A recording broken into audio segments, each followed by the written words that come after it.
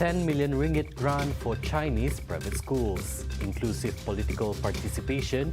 Use social media responsibly. Those are the headlines for tonight. I'm Lorenzo Isaac and this is Tvs Nightline.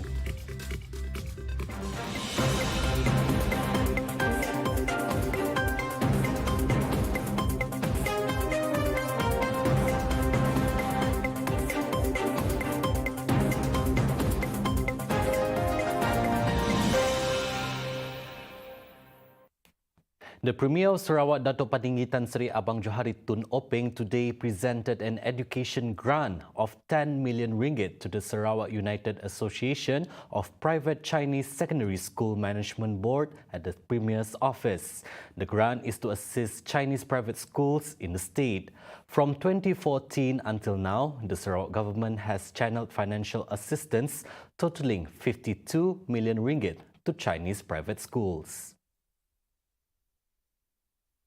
The Sarawak United Association of Private Chinese Secondary School Management Board said it shared the same noble objectives as all national sekolah menengah kebangsaan and national type sekolah menengah jenis kebangsaan secondary schools in Malaysia to provide quality education and play the shared role in the country's development and nation building.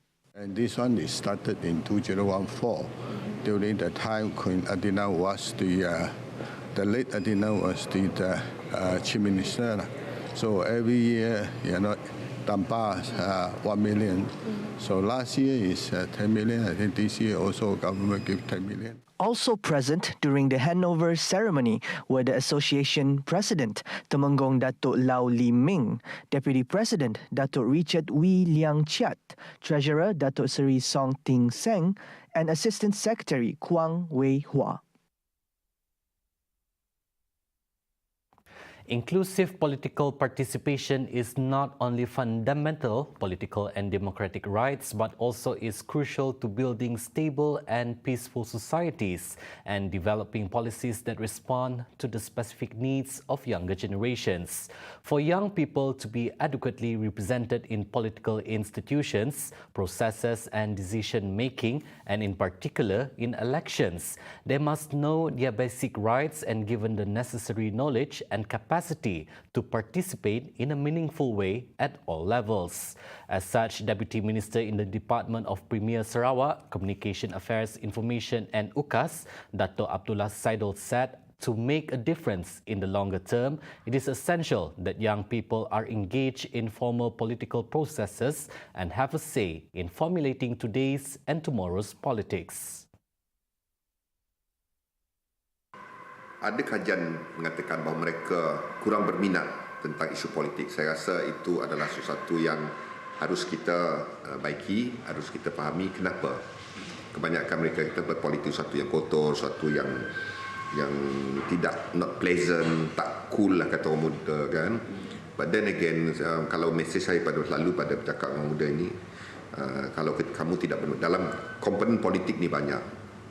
Tapi kalau kamu tidak terlibat, kalau orang baik-baik seperti adik-adik semua, warga belia kita yang bersemangat, yang berwawasan, tidak terlibat dalam politik, di akhirnya politik akan menarik masuk orang-orang yang tidak kita ingini, orang yang tidak baik. Abdullah Saidul said that unity plays an important element when it comes to politics. He pointed out that when young people are disenfranchised or disengaged from political processes, a significant portion of the population has little or no voice or influence in decisions that affect groups' members' lives. Perpaduan itu adalah salah satu elemen penting dalam usaha kita untuk memulih negara dan negeri selepas kita menghadapi pandemik.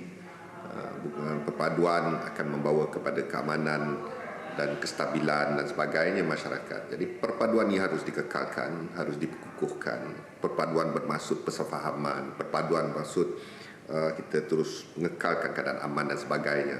Sebab yang penting-penting sekarang ini selepas kita menghadapi pandemik ialah untuk memulih bukan hanya ekonomi negara, bukan hanya ekonomi negeri, tetapi juga sosioekonomi masyarakat yang terjejas oleh pandemik. He told reporters after attending Sejahtera Asia as a guest at TVS on Thursday morning.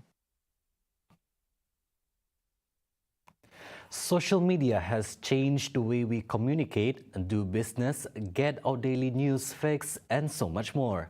At the same time, social media also poses a risk of inappropriate content without the use of monitoring and parental control applications. The Deputy Minister in the Department of the Premier of Sarawak, Communication Affairs, Information and UKAS, calls upon the public to use social media responsibly and wisely.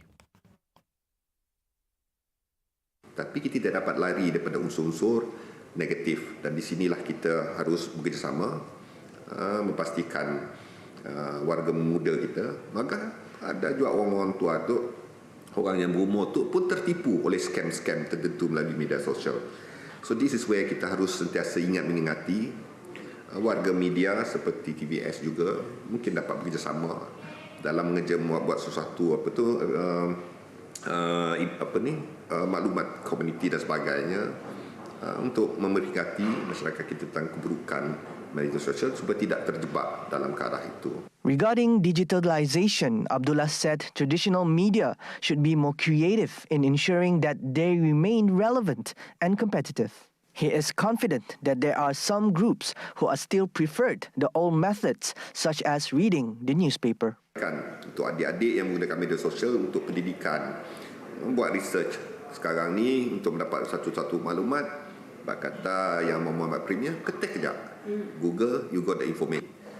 Semada media, printed media ni harus memikir cara untuk memastikan berita yang mereka edar tu atau publish dalam media printing ataupun dalam melalui online dan sebagainya. This is where they have to think about it. Of course kita tak dapat lagi, saya tidak akan kata surat khabar akan obsolete. Masih lagi generasi tertentu minum kopi di pagi, suka membaca surat khabar dan berita-berita tertentu. At the same time, he assured that his ministry will discuss with numerous traditional media platforms on how to expand their broad target audience in order to achieve relevance in the communications industry.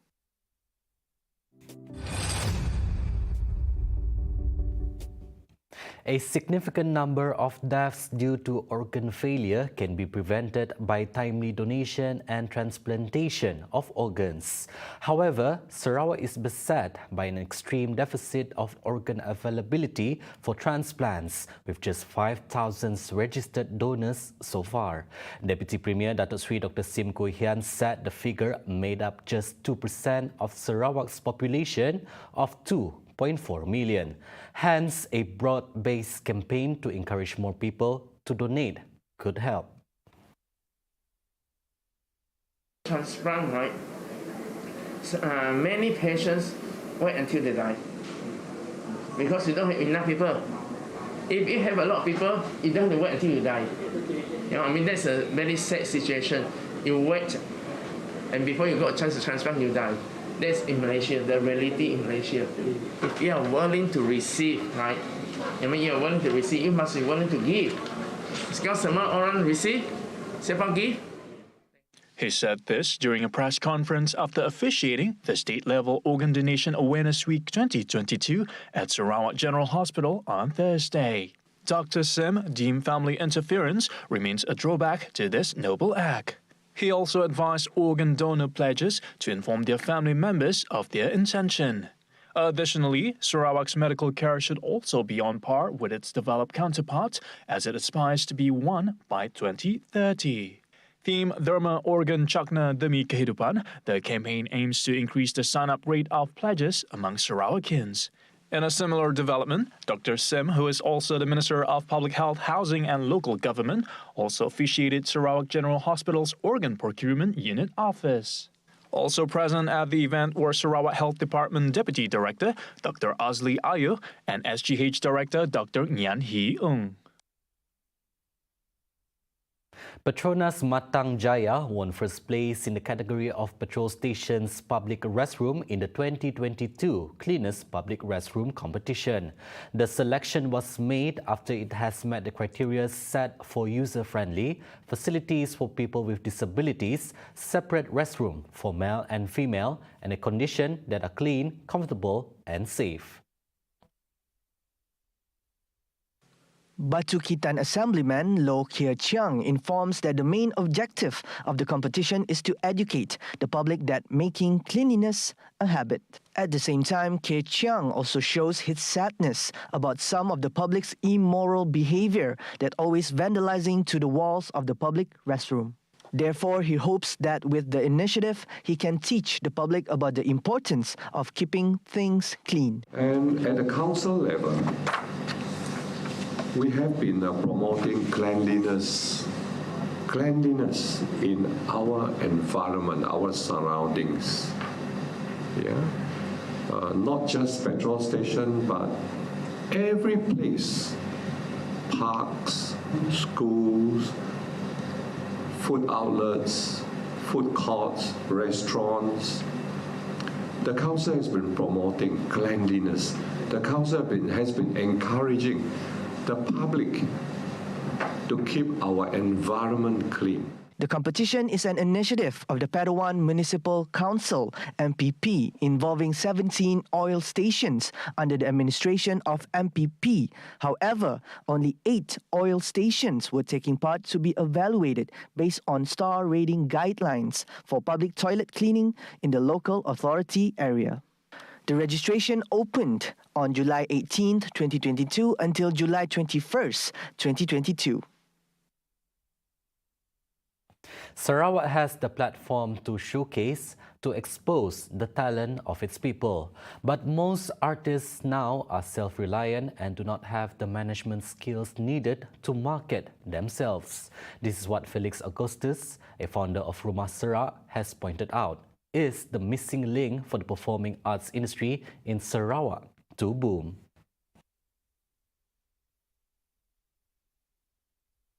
One thing that we lack here is the management company that can help to manage the talent. You see, we have to work it out. So I believe that in Sarawak, I see there's a lot of talent, and the talent, they probably the problem with them, they don't know how to place themselves. You see, they have to know where to place themselves, where to put themselves in the market. So they have to understand this thing. So that's the most important thing. They need a management team, management company that can work with them. So then they can go around in Sarawak. They can easily get a job in Sarawak or even in Malaysia or all around the world. See, this is what the most important thing they need. See, so we do believe that we can work it out. We can help them to expand themselves. So there's a plan that we did before. Where we did before, that we tried to grab some talent, help them up, work with them, educate them, give them the education, the theory, what they need, so then can use that what they learn from us in the field. So this is what they need. So we also, because our ambition is to help to groom the talent and to groom the industry. So at least the talent, they know what the industry need and then where they can go. He opined that aside of having a talent management company, it is also crucial to provide trainings not only for those who want to be an actor, but in other professions as well.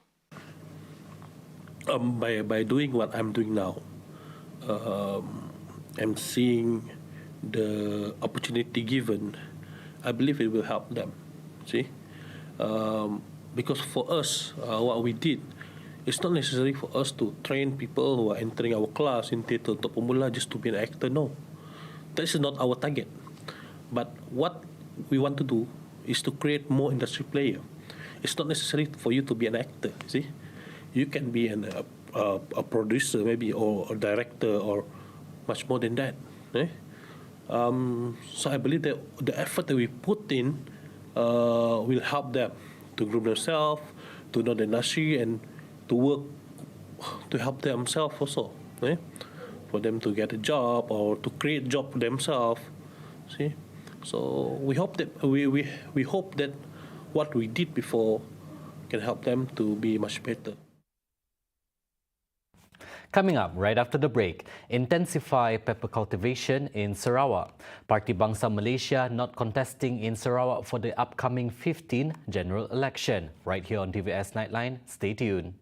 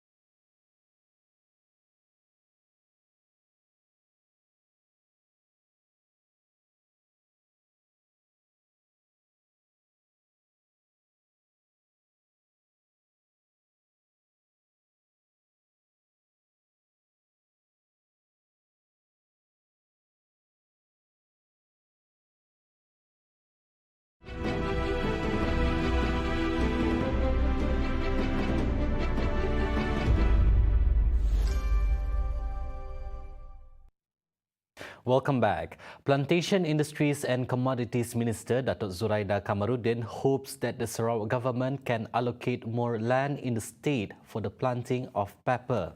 She said Sarawak, which has vast land, is indeed suitable for the cultivation of the commodity, thus meeting the growing demand for pepper supply. Management of this pengurusan pepper plantation ni kena buat pendekatan baru, new approach, so that it will be more high productive.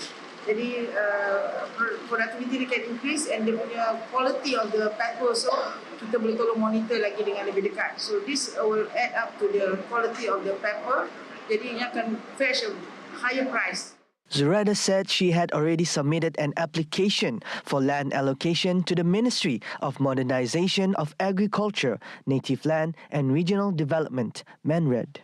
Commenting further, Zuraida said Malaysia is the 5th world largest pepper producer. However, the country's export of the said commodity is still small and has the potential to grow. Parti Bangsa Malaysia PBM will not be fielding in any candidates in Sarawak in the 15th general election GE15. Its president-to-be, Datuk Zuraida Kamaruddin, said the party's focus was on joining Barisan Nasional BN as a coalition did not exist in Sarawak. Previously, it was reported that PBM plans to contest in 14 seats in the upcoming election, comprising 7 parliamentary and state seats, respectively. Zuraida said the party is keen on its intention to join BN, which is now being assessed.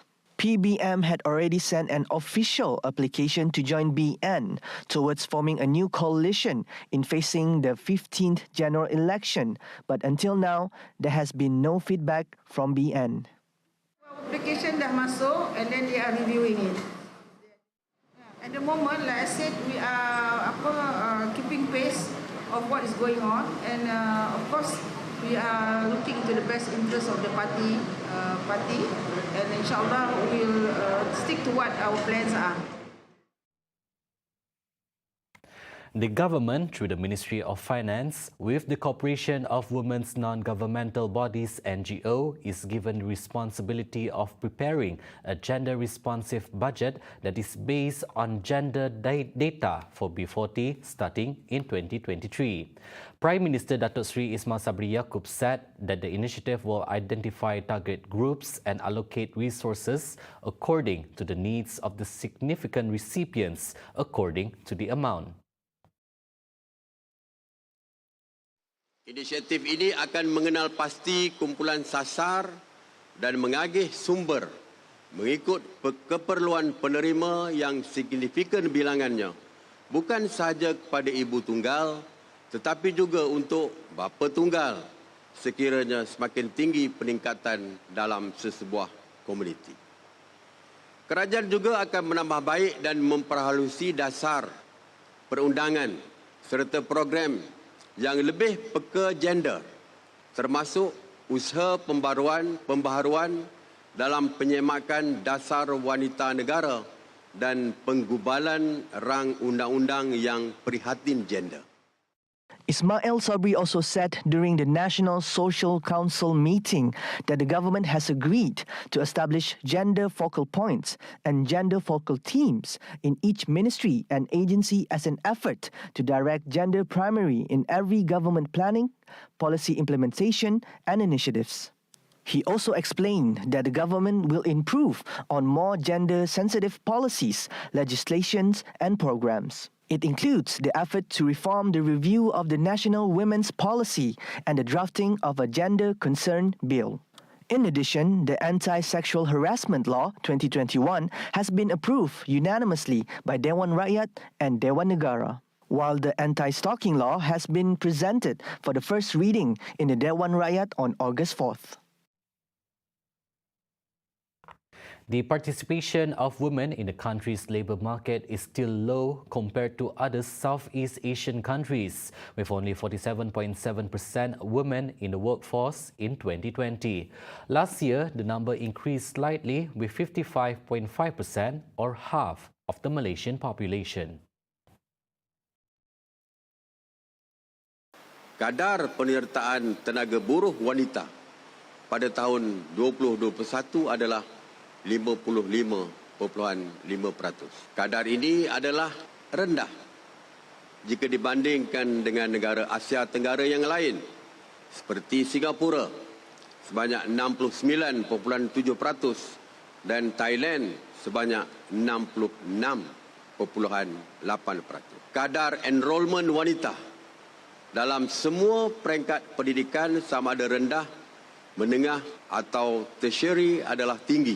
Tetapi bagi aspek kadar penyertaan dalam pasaran buruh, penglibatan wanita adalah rendah.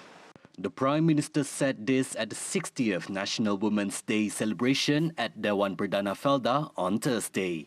He stressed that efforts to empower women should start from their basic needs, such as their ability to generate income to ensure the survival of themselves and their families. Ismail Sabri said the government has agreed to set up the gender focal point and gender focal team at all ministries and agencies to increase women's participation through gender mainstreaming in the planning and implementation stages of government policies and initiatives. The 60th National Women's Day celebration was graced by Raja Permaisuri Agong Tunku Hajah Azizah Aminah Maimunah Iskandaria.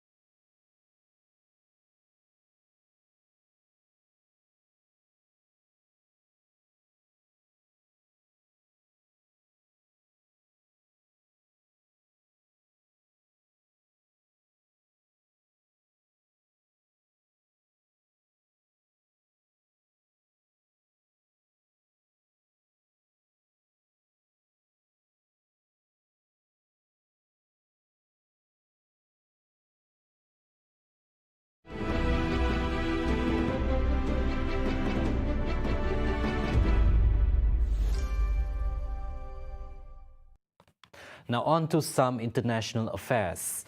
8,000 of dead fish near the Oder River in Poland shocked the local residents as it has stopped the local businesses which mainly focus on fishing activities and tourism.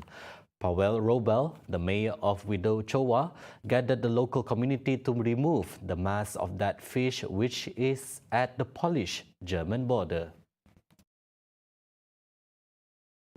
To było najcięższe 5 dni w moim życiu. Ja nigdy nie spodziewałem się jakby przeżyć taką katastrofę, bo to jest coś, co ogląda się w filmach. Widochowa, a popular destination for anglers, has been hit with this predicament. Woda jest głęboka, tej wody jest mnóstwo, tutaj są ogromne ryby, więc taka turystyka wędkarska jest tutaj też u nas bardzo silna. I tak jak poszła informacja, że coś się dzieje z rzeką i coś się dzieje z rzeką Widuchowej, no to wiadomo, że te rezerwacje w ciągu 1-2 dni zniknęły. Bo kto chce przyjechać wędkować w rzece, w której być może już nie ma ryb. Pio Bugash, a passionate angler and owner of fishing boats and room rentals in the Oder River, heard what has happened. He knew that it was time to put his business on hold. Generalnie nie widzę jakiegoś światełka w tunelu z tego względu, że nawet w wynajmie, który prowadzimy, często decyzją o tym, żeby zostać tutaj w tym wynajmie, było to, że płynęła ta rzeka. Nie zawsze mega, jak już był w firmie jakiś tam wędkarz, to mówi, dobra, zostajemy tutaj, nie, ja będę sobie tam po robocie ryby łapał i w ogóle. PR had to cancel all future reservation from clients who came from all around Europe to Widochowa for its diverse population of large fish. A German research institute said a large overgrowth of toxic algae linked to industrial pollution was the most likely reason behind the mass fish deaths. The Polish government has promised to provide support for those affected by the crisis. A British-Belgian teenager became the youngest person to fly solo around the world on Wednesday, August 24th, after a 5-month journey that saw him battle monsoon rain, searing heat and bureaucracy. Cheers went up as 17-year-old Mac Rutherford landed at an airfield near at Bulgarian capital Sofia after flying 54,124 kilometers and visiting more than 30 countries since he departed from the same site in his Shark Aero Microlight airplane on March 23rd. His journey broke 2 World Guinness records, including one set by his sister Zara, 19, who handed him one of the certificates on the tarmac. Rutherford's journey took longer than planned due to permit delays that forced him to alter his route twice and fly over Africa, the Middle East, South Asia, North America, and back to Europe. My trickiest situation was flying across the Pacific. So from Japan to the US, I had a 10-hour flight across the Pacific, and I had to make sure that everything was okay, not only beforehand, but during the flight as well. And the weather was not very good. I had to try and find my way around that, it was just such a long journey, and there were many challenges to overcome. He is now also the youngest person to fly around the world in a microlight aircraft, the title held previously by sister Zara, who completed her own trip around the globe in January this year. I'm super proud of him. I'm really excited that he got to experience the same thing I did. I think it's really cool. For now, he is not planning on breaking any new records, but to go back to school and catch up with his studies. Rutherford, who gained his pilot's license in 2020 when he was 15 after training with his father, hopes his 5-month voyage will encourage young people to pursue their dreams. Noor Effendi Rosli was born in 1967, the son of the late Rosli Abdul Kader, OCM Hall of Fame and double international in cycling and race walking. He first represented Malaysia in the Commonwealth Games at the Victoria 1994 Commonwealth Games. Join the famous athlete on Sejahtera Asia tomorrow with host Ghazali Zawawi and Fatah Bolhanuddin. 7:45 a.m. only on TVS Astro, channel 122 and My Freeview. That's all the time we have for TVS Nightline. I'm Lorenzo Isaac. Thank you for watching.